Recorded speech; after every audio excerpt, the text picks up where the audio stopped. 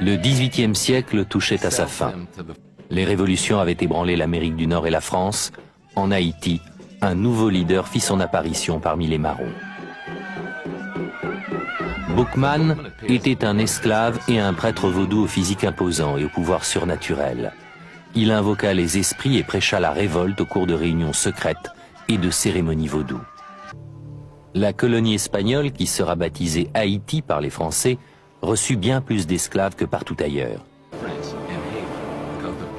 Sur cette île, les conditions de vie des esclaves étaient épouvantables. Ils étaient poussés jusqu'aux limites des capacités humaines. Chaque esclave était jeté en prison, pendu ou fouetté à mort. Sur des registres, il apparaît que certains furent crucifiés, d'autres jetés vivants en pâture à des chiens affamés. Ce récit passionné, écrit par un esclave, fut envoyé en France.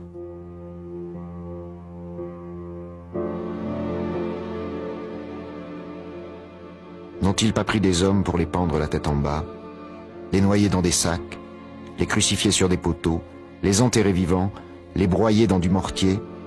Après les avoir fouettés, n'ont-ils pas laissé les corps vivants sur des fourmilières, ou encore rongés par les vers?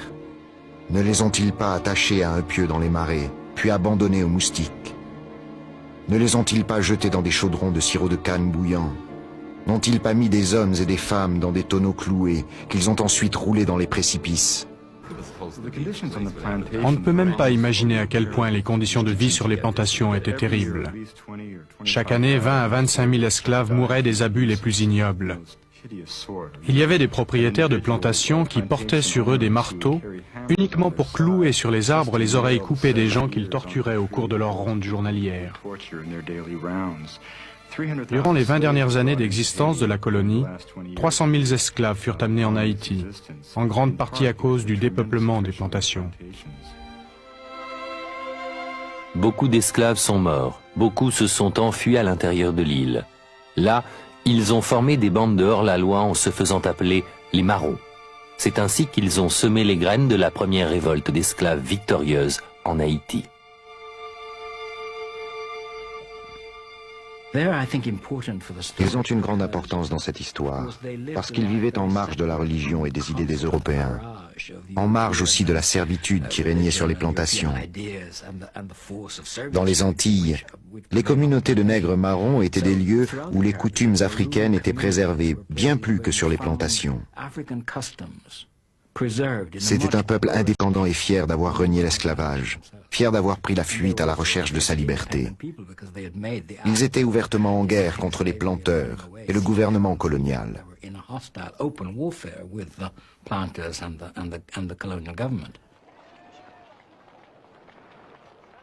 Au milieu du XVIIIe siècle, les nègres marrons organisèrent une guérilla dans les profondeurs de la jungle.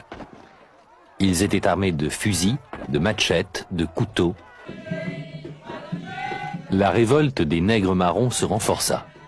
En Haïti, un nouveau leader fit son apparition parmi les marrons. Boukman était un esclave et un prêtre vaudou au physique imposant et au pouvoir surnaturel. Il invoqua les esprits et prêcha la révolte au cours de réunions secrètes et de cérémonies vaudou. Le 14 août 1791, au cours d'un discours enflammé devant une assemblée d'esclaves, Boukman prononça une déclaration d'indépendance vaudou. Après le sacrifice d'un énorme cochon noir, Boukman s'écria: « Nos dieux ont créé le soleil qui nous a donné la lumière, a soulevé les vagues et a commandé la tempête. Ils voient tous les actes des hommes blancs. Leurs dieux les poussent au crime. Nos dieux nous demandent de faire le bien. Ils nous ordonnent de venger les injustices. Ils dirigeront nos bras et nous soutiendront.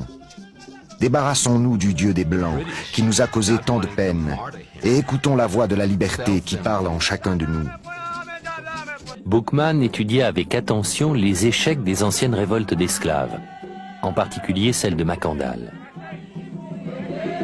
Il était convaincu que les marrons ne pouvaient réussir qu'en faisant un pacte avec les dieux et les puissants esprits vaudous. En retour, ceux-ci donneraient la force aux guerriers et jetteraient un mauvais sort sur leurs ennemis. Les partisans de Boukman se lancèrent dans le combat avec une incroyable férocité. Les Français avaient eu tort de sous-estimer la puissance du vaudou.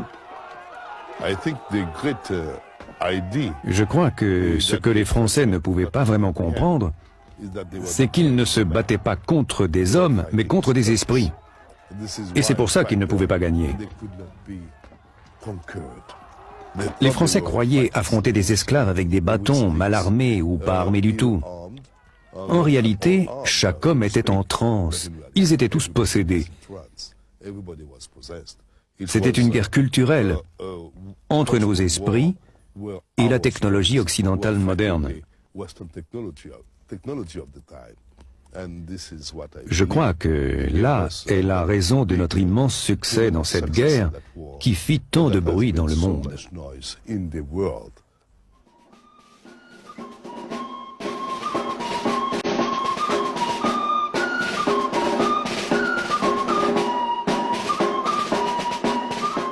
Les idéaux de la Révolution française ont influencé les marrons. Ils ont vite réalisé que liberté, égalité, fraternité ne s'appliquaient pas à eux. Napoléon, face à l'insurrection des marrons, envoya un représentant en Haïti chargé d'éradiquer ce qu'il appelait ce dangereux culte vaudou. Cette tentative se solda par un échec. Napoléon envoya plus tard son beau-frère, le général Leclerc, avec une armée et la mission de rétablir l'ordre par tous les moyens. Boukman fut tué dans la bataille acharnée qui suivit.